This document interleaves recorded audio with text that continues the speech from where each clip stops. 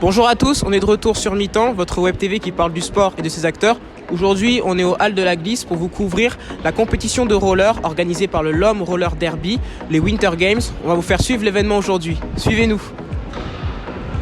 On est avec Flika aujourd'hui qui va nous parler de l'organisation de l'événement. Alors aujourd'hui, on accueille 2 matchs de roller derby.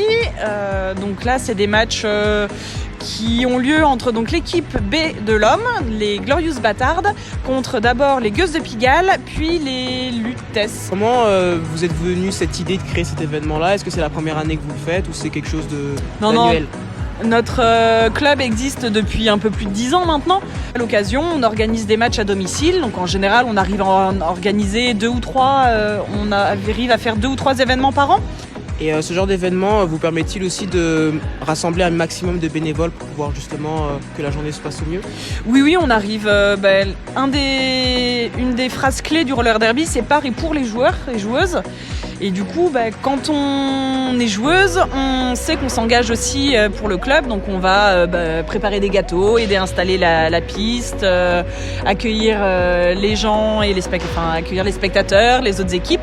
Donc ça fait partie du jeu de toute façon, d'être actif à tous les niveaux et de pas seulement être joueuse et de mettre les pieds sous la table, entre guillemets. Ça fait partie du jeu, quoi. On est avec Juliette, bénévole de l'événement, qui va nous parler de l'événement aujourd'hui. Combien de temps ça vous a pris justement pour organiser l'événement, avec notamment tout ce qui est buvette, restauration? Moi, je suis juste arrivée vers 12h30 pour commencer à mettre en place le track, la piste, scotché. En fait, il y a une petite corde qui est en dessous du scotch pour pouvoir délimiter les zones dans lesquelles on peut jouer.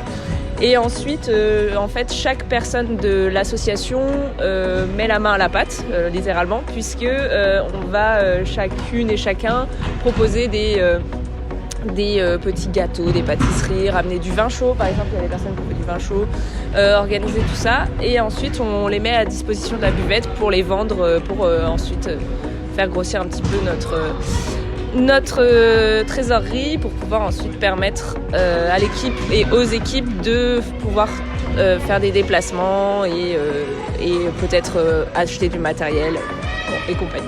Comme vous le voyez derrière moi, l'entraînement vient juste de commencer. On se retrouve sur Instagram pour la suite de la compétition.